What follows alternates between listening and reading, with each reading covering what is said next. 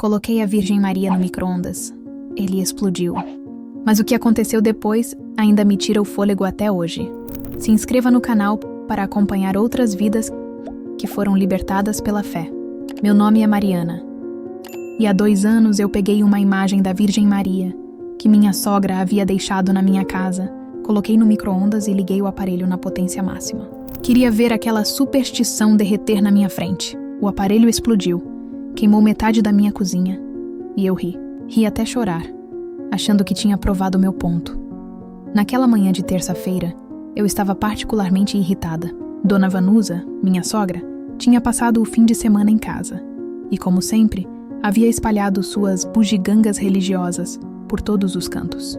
Terços pendurados na cabeceira da cama, santinhos colados na geladeira, e aquela imagem pequena da Virgem Maria bem no meio da mesa da cozinha, onde eu tomava meu café todas as manhãs.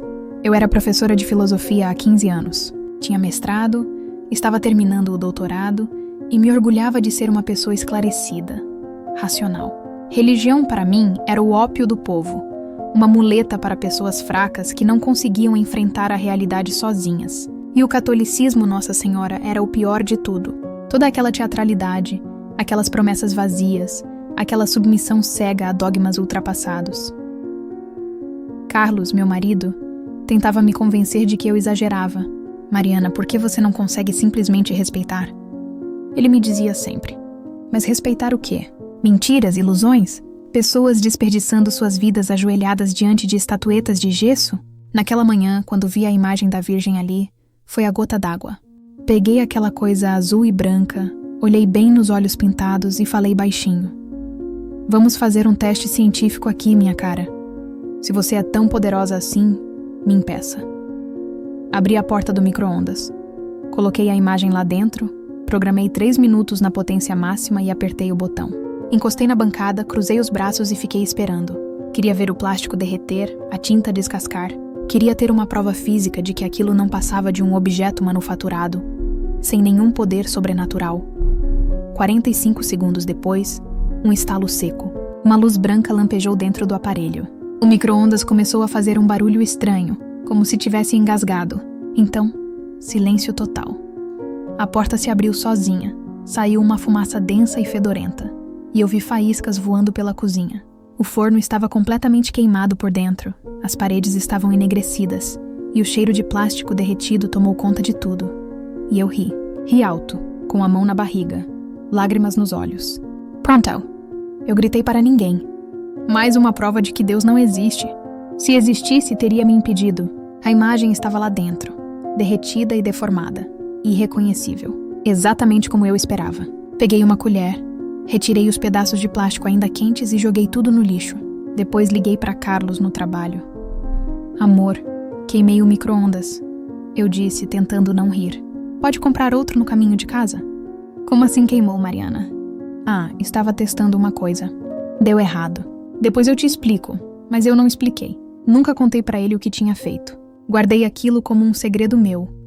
Uma pequena vitória particular contra a ingenuidade da minha sogra e do meu próprio marido. Durante os meses que se seguiram, minha guerra particular contra a religião só se intensificou. Na escola onde dava aulas, eu me tornei conhecida como a professora que abria a mente dos alunos. Meus cursos de filosofia eram sempre lotados, especialmente quando o tema era crítica religiosa. Vejam bem, eu dizia para uma turma de adolescentes de 16 anos, caminhando pela sala com meu livro na mão, a religião é um fenômeno psicológico perfeitamente explicável. Quando o ser humano não consegue lidar com a angústia existencial, com o medo da morte, com a sensação de insignificância diante do universo, ele cria uma figura paterna imaginária que vai resolver todos os seus problemas. Os meninos me olhavam com admiração. Alguns balançavam a cabeça concordando. Outros pareciam confusos, mas interessados. Era exatamente isso que eu queria. Plantar a semente da dúvida naquelas mentes jovens. Libertá-los das amarras que seus pais tinham colocado neles. Professora, uma aluna chamada Beatriz levantou a mão. Mas e quando as pessoas dizem que foram curadas por milagre? Minha avó teve câncer e os médicos disseram que ela ia morrer. Mas depois de muito rezar, ela ficou boa. Eu sorri. Era sempre a mesma história. Beatriz, isso se chama remissão espontânea. É um fenômeno médico conhecido. O próprio organismo, às vezes, consegue reverter quadros clínicos graves. Não tem nada de sobrenatural nisso. Sua avó teve sorte, só isso. E é muito conveniente atribuir essa sorte a Deus, não é mesmo? Mas me diga uma coisa. E todas as pessoas religiosas que morrem de câncer mesmo rezando muito? Deus esqueceu delas? A menina baixou os olhos, sem resposta. Eu me senti vitoriosa. Em casa, a situação estava ficando cada vez mais tensa. Dona Vanusa havia parado de deixar imagens religiosas espalhadas quando vinha nos visitar. Mas Carlos insistia em manter um crucifixo pequeno na cabeceira da nossa cama. Toda noite eu o virava de cara para a parede antes de dormir. Mariana, pelo amor de Deus, ele reclamava. Pelo amor de que Deus, Carlos? Me mostra ele aí que eu paro de virar. Nossa filha Sônia, de 8 anos, ficava no meio dessas discussões. Pobrezinha.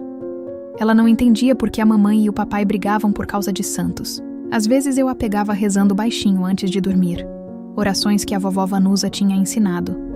E eu interrompia na hora. Sônia, venha aqui. Mamãe vai te explicar uma coisa importante.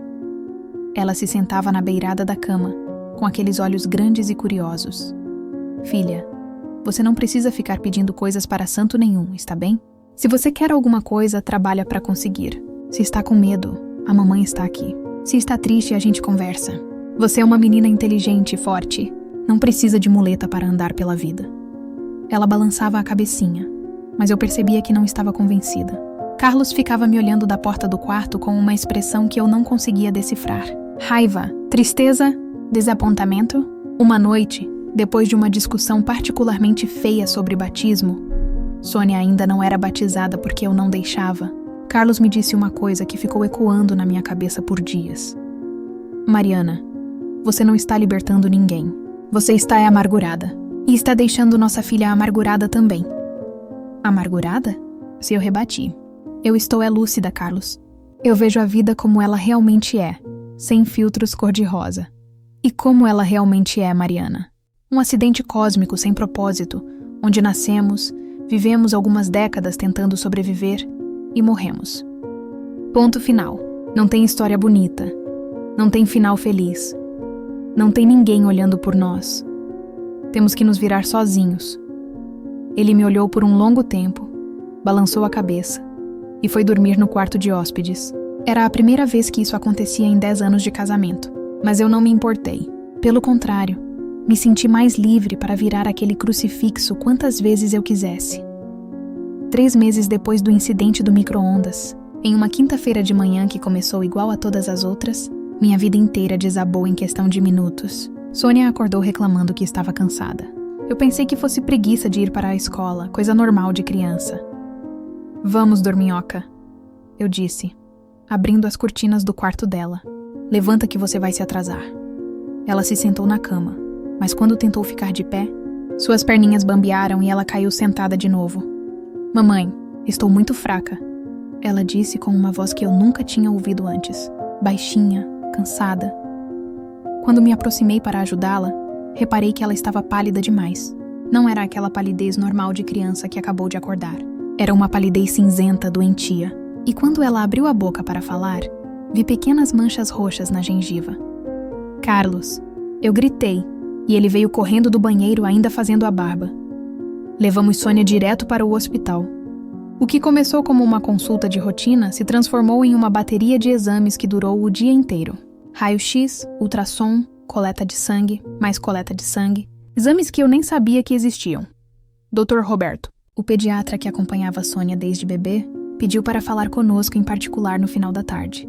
Quando entramos na sala dele, vi que ele havia tirado os óculos e estava massageando a testa. Nunca era um bom sinal.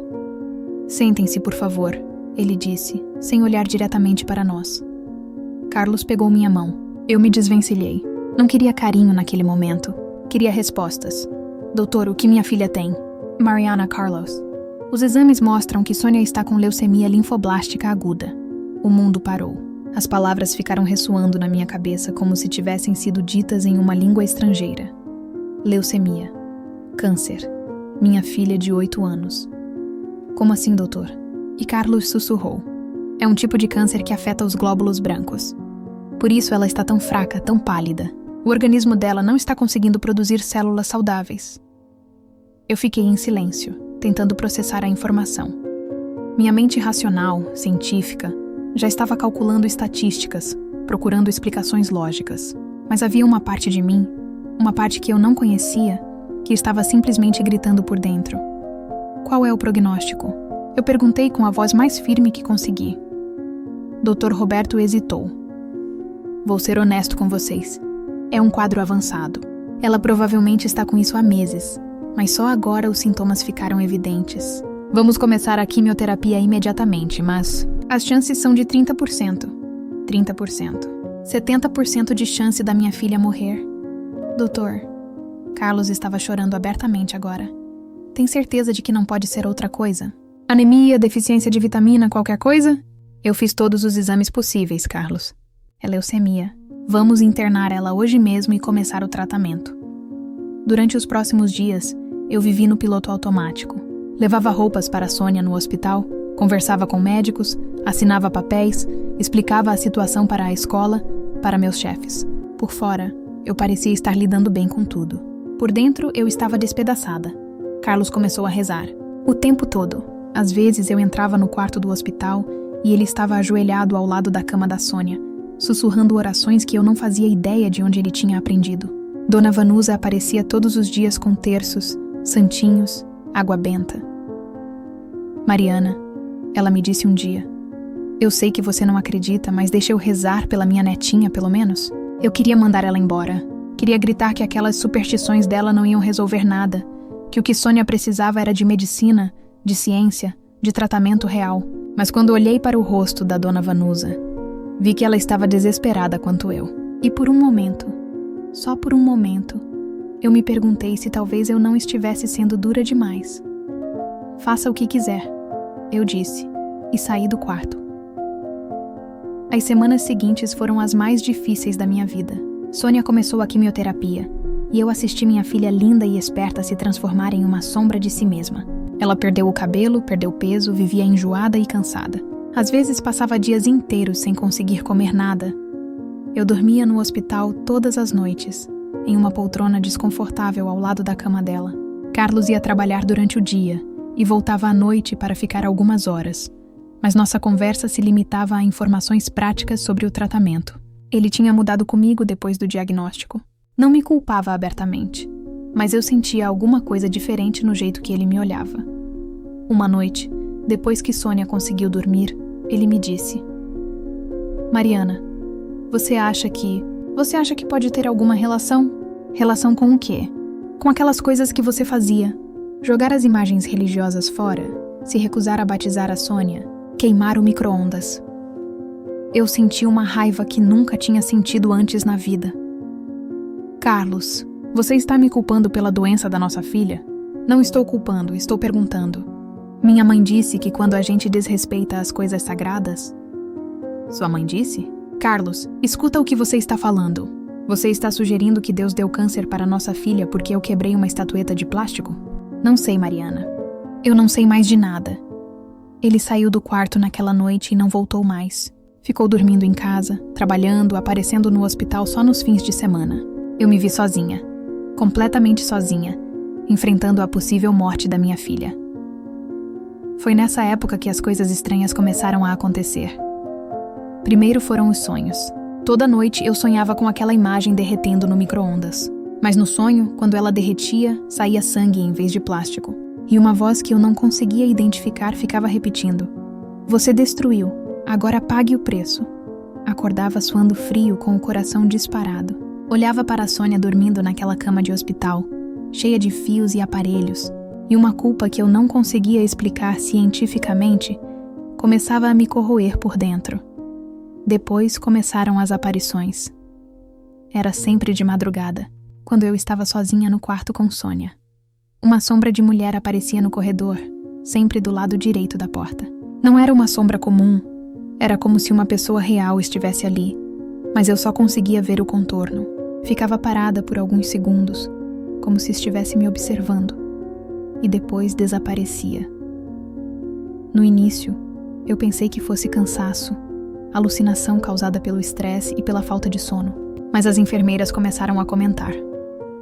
Sabe, Dona Mariana, a enfermeira Teresa me disse uma madrugada, Sempre que eu passo por aqui, eu sinto uma presença, como se tivesse alguém nos observando. Presença?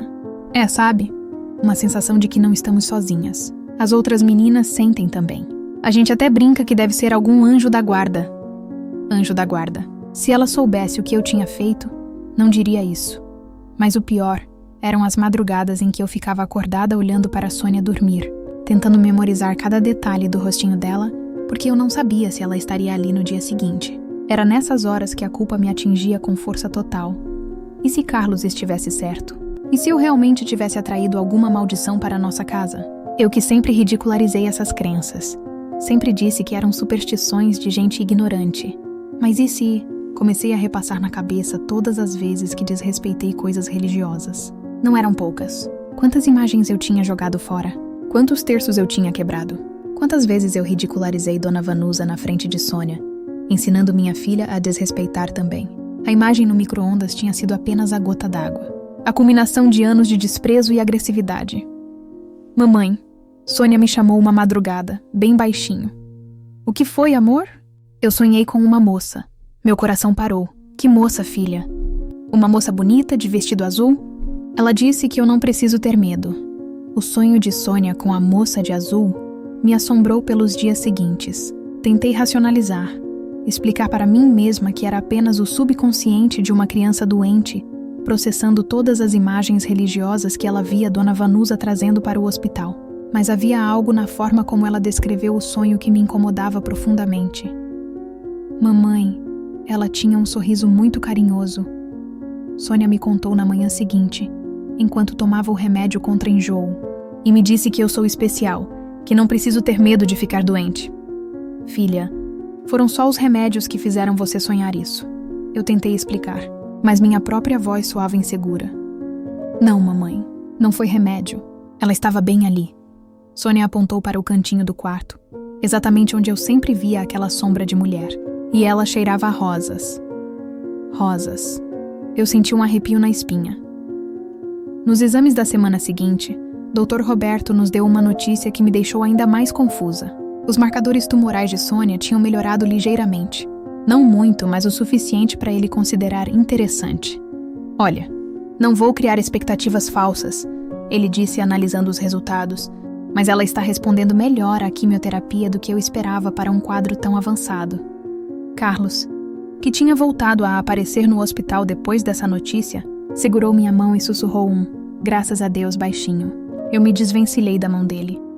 Mas pela primeira vez em meses, senti um fio de esperança. Essa esperança durou exatamente uma semana. Na consulta seguinte, os exames mostraram que Sônia havia regredido completamente. Os números estavam piores do que quando tudo começou.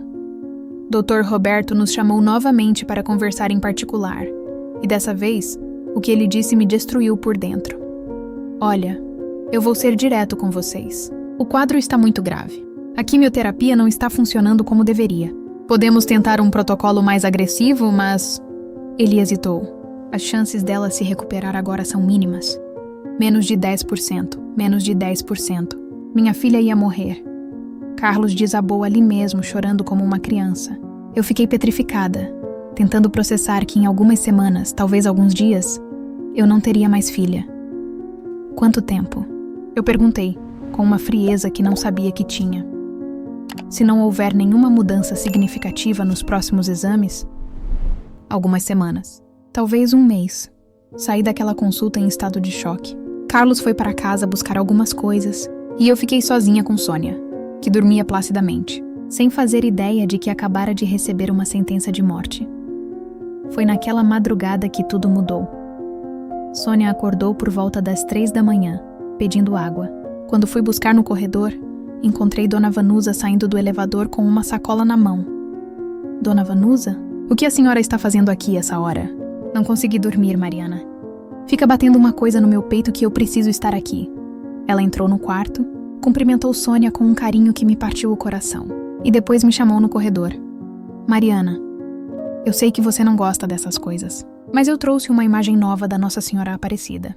Queria deixar aqui no quarto, mesmo que seja escondida, só para ela me dar força.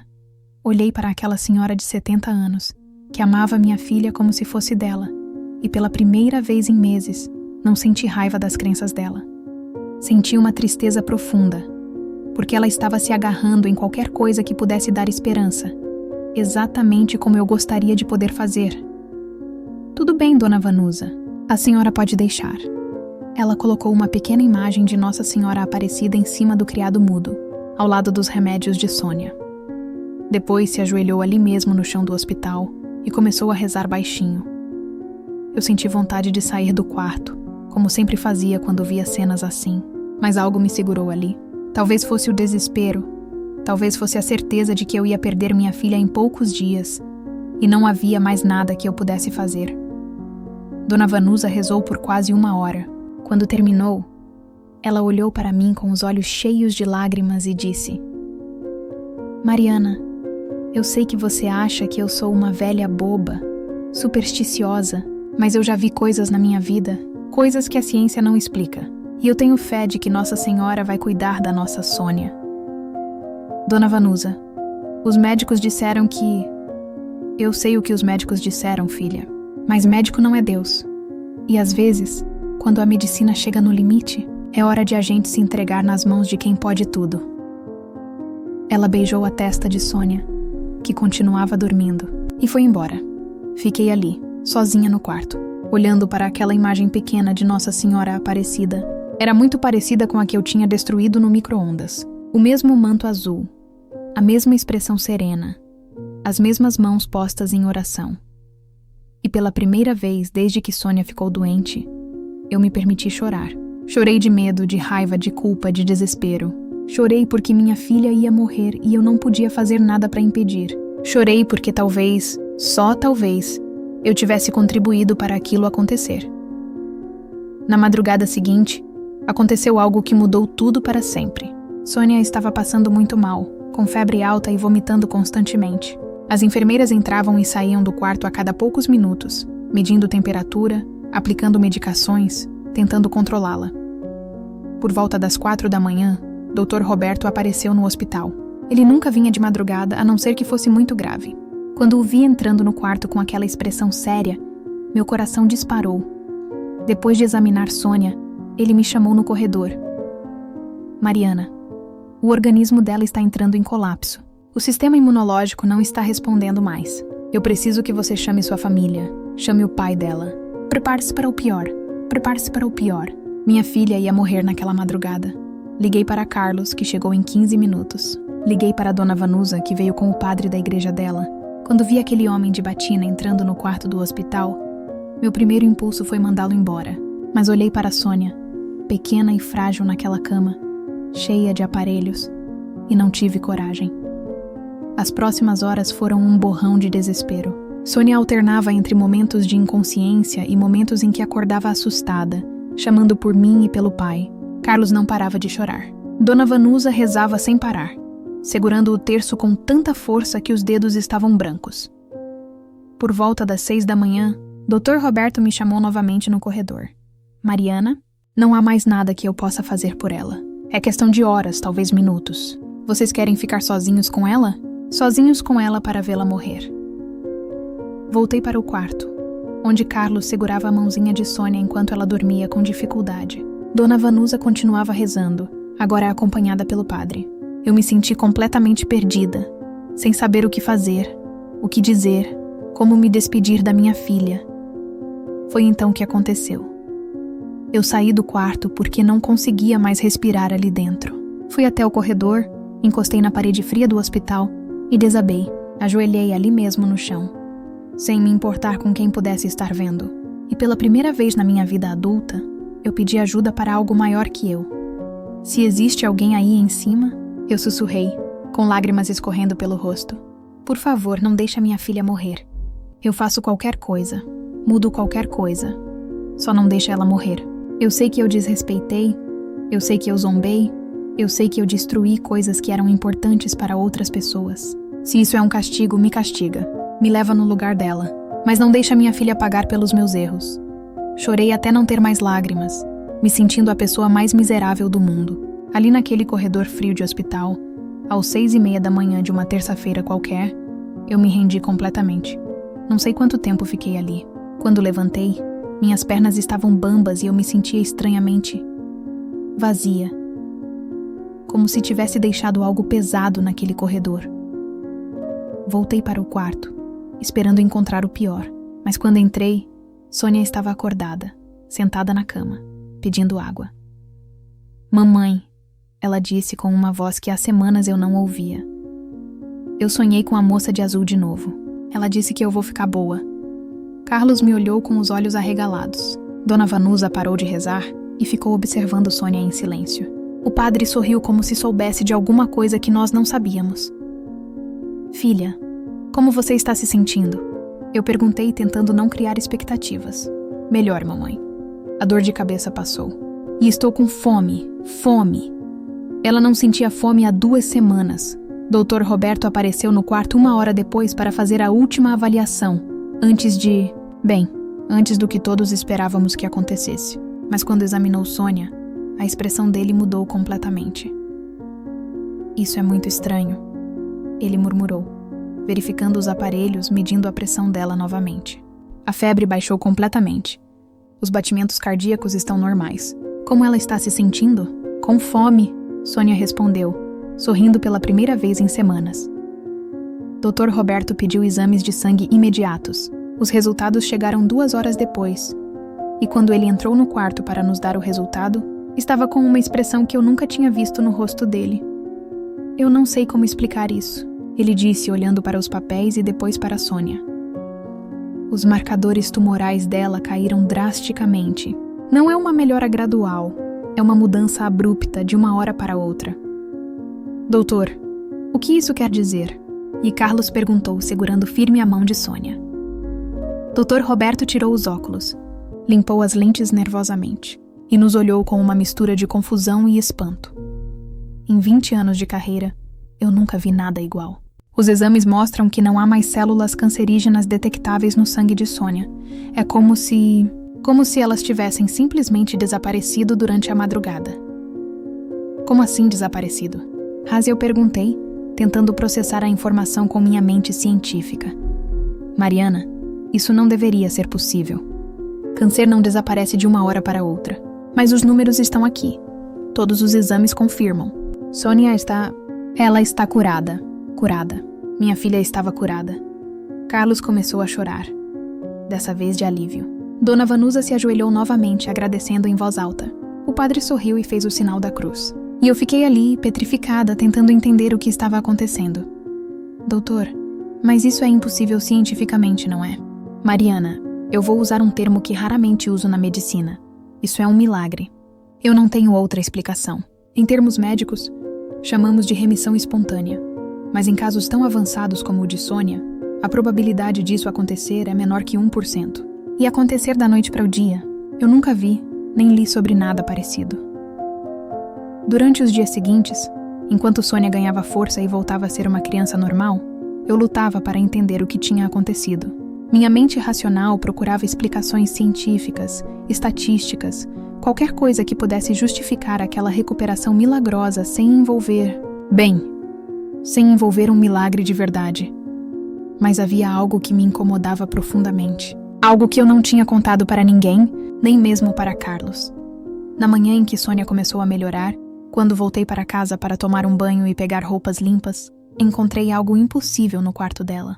Debaixo da cama, meio escondida atrás de uma caixa de brinquedos, estava uma imagem intacta de Nossa Senhora Aparecida, exatamente igual àquela que eu tinha destruído no micro-ondas 3 meses antes. Peguei a imagem com as mãos tremendo. Examinei cada detalhe: o manto azul, o rosto sereno, as mãos postas em oração. Era idêntica, mas isso era impossível. Eu tinha visto aquela imagem derreter na minha frente. Tinha jogado os pedaços de plástico derretido no lixo. Procurei por toda a casa, tentando entender como aquela imagem tinha aparecido ali.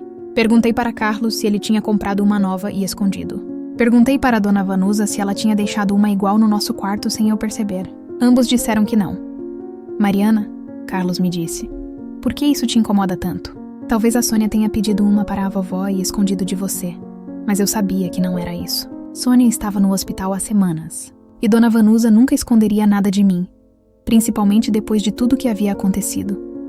Durante uma semana inteira, eu olhei para aquela imagem todos os dias, tentando encontrar uma explicação lógica.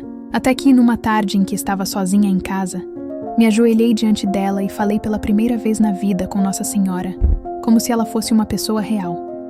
Se foi você que salvou minha filha, eu disse com a voz embargada, eu preciso te pedir perdão. Perdão por ter te desrespeitado. Perdão por ter destruído sua imagem. Perdão por ter zombado de quem acredita em você. Eu realmente não sabia que você existia.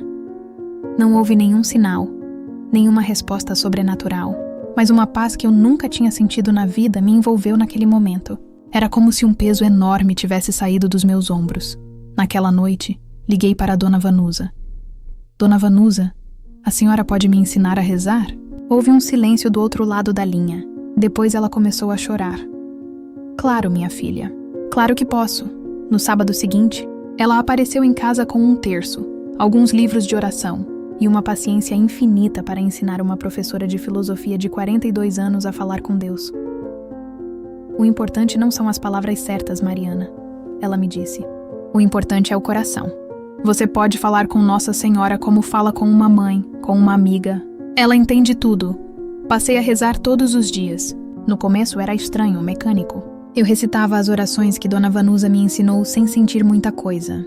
Mas aos poucos, aqueles momentos de oração se tornaram os mais importantes do meu dia. Era quando eu me sentia em paz, conectada com algo maior que eu. Sônia continuava melhorando a cada dia. Em 2 semanas estava brincando no quintal como se nunca tivesse estado doente. Os cabelos começaram a crescer de novo. Ela ganhou peso, voltou a ter energia de criança. Dr. Roberto continuava fazendo exames de controle, mas todos confirmavam o mesmo. Ela estava completamente curada. 3 meses depois do milagre, como todos passaram a chamar o que aconteceu com Sônia, eu tomei uma decisão que mudou tudo na minha vida profissional. Pedi demissão da escola onde dava aulas de filosofia há 15 anos. Não conseguia mais subir naquele púlpito e ensinar adolescentes que Deus não existia. Não conseguia mais ridicularizar a fé das pessoas, sabendo o que eu mesma havia vivido. Mas também não me sentia preparada para falar sobre religião de forma positiva. Eu ainda estava aprendendo, ainda estava descobrindo o que significava ter fé. Mariana, você tem certeza disso? A diretora da escola me perguntou quando entreguei minha carta de demissão. Você é uma das nossas melhores professoras. Os alunos adoram suas aulas. É exatamente por isso que eu preciso parar. Eu respondi. Eu não posso mais ensinar coisas em que não acredito. E também não posso ainda ensinar as coisas em que passei a acreditar. Preciso de tempo para entender essa nova versão de mim mesma. Comecei a estudar teologia. Primeiro sozinha, lendo livros que Dona Vanusa me emprestava. Depois me matriculei em um curso de extensão na Universidade Católica da cidade. Era estranho estar do outro lado, sendo a aluna em vez da professora, especialmente estudando assuntos que eu havia combatido por tanto tempo. Mas havia uma sede em mim de entender. Como é que eu tinha vivido 42 anos completamente cega para uma dimensão da realidade que agora parecia tão óbvia? Como é que eu tinha sido tão arrogante a ponto de achar que conseguia explicar o universo inteiro sem levar em conta a possibilidade de um criador? Carlos e eu começamos a reconstruir nosso casamento. Ele nunca me cobrou diretamente pelos anos de desrespeito às crenças dele, mas eu sabia que havia feridas que precisavam ser curadas. Começamos a ir à missa juntos aos domingos, levando Sônia conosco. No início, eu me sentia como uma estranha naquele ambiente. As pessoas cantavam, rezavam, pareciam conhecer todas as respostas que eu ainda estava procurando. Mas o Padre Miguel, foi muito paciente comigo. Mariana, ele me disse depois de uma das primeiras missas, a conversão não é um evento, é um processo. Você não precisa entender tudo de uma vez. Deixe Deus te conduzir no ritmo dele. Lentamente, muito lentamente, comecei a encontrar meu lugar naquela comunidade. Descobri que havia outras pessoas ali que também tinham passado por conversões tardias, que também tinham lutado para conciliar razão e fé. Não estava sozinha naquela experiência. 1 ano depois da cura de Sônia, tomei coragem para fazer algo que vinha adiando há meses. Contar publicamente o que havia acontecido conosco. Padre Miguel me convidou para dar um testemunho durante a missa de um domingo especial, dedicado aos milagres de Nossa Senhora Aparecida. Quando subi no altar e olhei para aquelas centenas de pessoas na igreja, senti as pernas bambas e o coração disparado. Meu nome é Mariana, comecei, e minha voz tremeu. Há 2 anos eu coloquei uma imagem de Nossa Senhora no micro-ondas porque queria provar que Deus não existia. Um murmúrio percorreu a igreja. Algumas pessoas pareceram chocadas, outras balançaram a cabeça com compreensão. Contei tudo.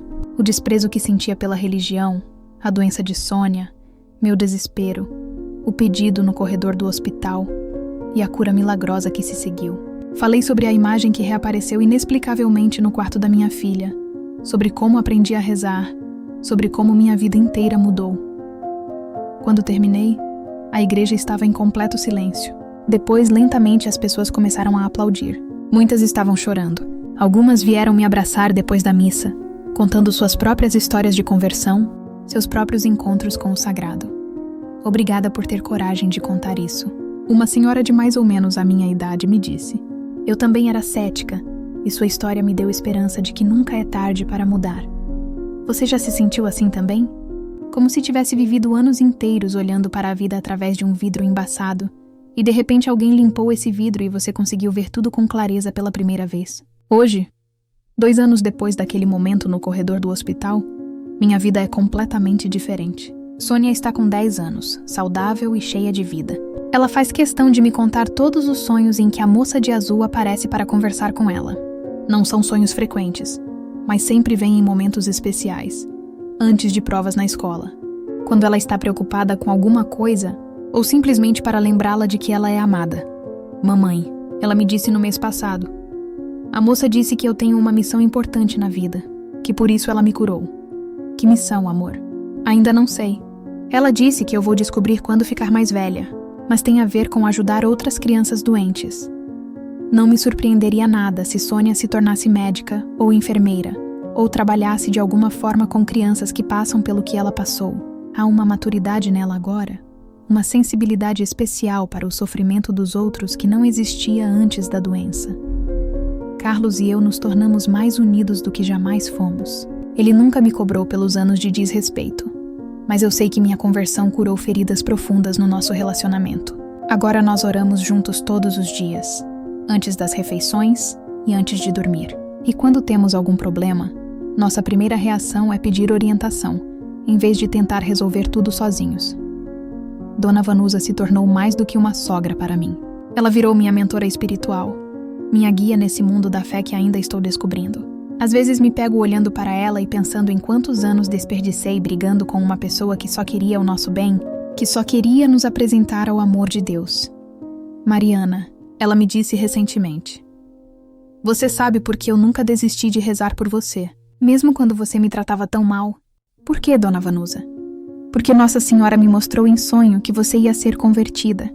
Há 5 anos eu sonhei com você ajoelhada numa igreja, chorando de gratidão. Só não sabia quando nem como ia acontecer. 5 anos antes da doença de Sônia. Ela já sabia que eu ia mudar, mesmo quando eu estava no meu pior momento de arrogância e desprezo. Hoje eu trabalho como catequista na igreja, ajudando adolescentes a se prepararem para a crisma. É irônico, mas minha experiência como ex-ateia me ajuda muito a lidar com os questionamentos deles. Quando um jovem me diz que não consegue acreditar em Deus porque não vê provas científicas, eu entendo perfeitamente de onde vem essa dúvida.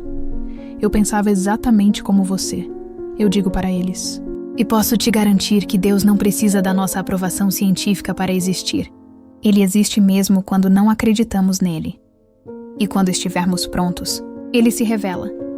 Alguns me perguntam como é possível conciliar fé e razão. Como uma pessoa formada em filosofia consegue acreditar em milagres? Eu explico que a verdadeira sabedoria está em reconhecer os limites da razão humana. Que existem dimensões da realidade que nossos instrumentos de medição não alcançam, mas que nem por isso são menos reais. A imagem de Nossa Senhora Aparecida que encontrei no quarto de Sônia hoje ocupa o lugar de honra na nossa sala. Todos os dias, pela manhã e pela noite, eu paro diante dela para agradecer e pedir proteção para minha família. Às vezes, quando estou rezando sozinha, sinto aquele mesmo cheiro de rosas que Sônia descreveu nos sonhos dela. Sei que pode parecer loucura para quem nunca viveu uma experiência como essa. Eu mesma acharia loucura se alguém me contasse essa história 2 anos atrás. Mas quando você vive um milagre de verdade, quando você vê o impossível acontecendo na sua frente, não há espaço para ceticismo. Há só gratidão.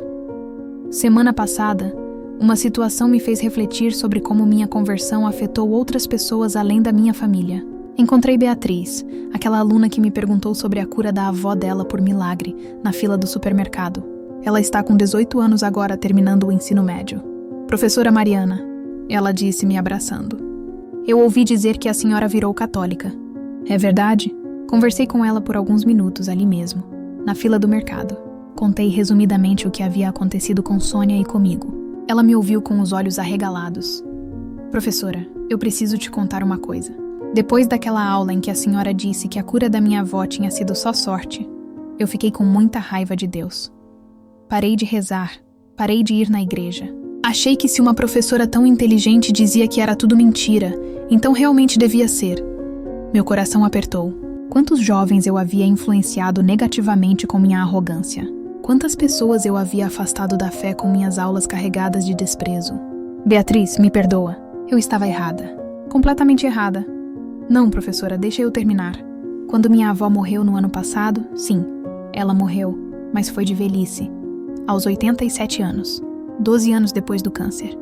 Eu me arrependi muito de ter parado de falar com Deus por causa do que a senhora havia dito. Nos últimos meses de vida dela, ela sempre falava que tinha certeza de que Nossa Senhora tinha dado aqueles anos extras para ela ver os netos crescerem. E eu acredito nisso agora. Ela fez uma pausa, olhando para mim com carinho. Sabe o que é engraçado, professora? Eu sempre soube que a senhora ia mudar. Não sei porquê, mas sempre tive essa sensação. Talvez porque no fundo, por trás de toda aquela raiva contra a religião, eu percebia que a senhora estava buscando alguma coisa. Estava buscando alguma coisa. Essa frase ficou ressoando na minha cabeça por dias. Era verdade. Por trás de toda a minha agressividade contra a fé, havia uma busca. Eu estava procurando sentido, procurando verdade, procurando algo que desse significado à existência. Só estava procurando nos lugares errados. Hoje, quando vejo pessoas que estão no mesmo lugar onde eu estava, céticas, amarguradas, combatendo a religião com unhas e dentes, sinto compaixão em vez de irritação, porque reconheço nelas a mesma sede que eu tinha, a mesma necessidade de encontrar respostas para as grandes questões da vida. Alguns meses atrás, um colega de trabalho de Carlos me procurou. Ele havia ouvido da nossa história através do Carlos e estava passando por uma situação parecida. A filha dele, de 6 anos, estava com um tumor no cérebro. Mariana, ele me disse com os olhos cheios de lágrimas. Eu sempre fui ateu como você, mas agora que minha filha está doente, eu não sei mais o que pensar. Você poderia me ensinar a rezar? Caso exista alguma coisa aí em cima. Passei uma tarde inteira com ele, contando minha história em detalhes, ensinando as orações que Dona Vanusa me havia ensinado e, principalmente, tentando transmitir que não há nada de errado em pedir ajuda quando chegamos no limite das nossas forças. A filha dele se recuperou completamente depois de uma cirurgia que os médicos consideravam arriscada. Foi coincidência? Milagre? Eu aprendi a não tentar explicar tudo. Algumas coisas simplesmente acontecem, e nossa única resposta adequada é a gratidão. Hoje eu entendo que minha experiência com o micro-ondas não foi um ato de desafio que atraiu castigo. Foi o primeiro passo de um plano que eu não conseguia enxergar. Nossa Senhora permitiu que eu destruísse aquela imagem, porque sabia que mais tarde eu precisaria de um sinal inequívoco de que ela existe e age na nossa vida. Quando encontrei a imagem intacta no quarto de Sônia, não havia mais espaço para dúvidas racionais.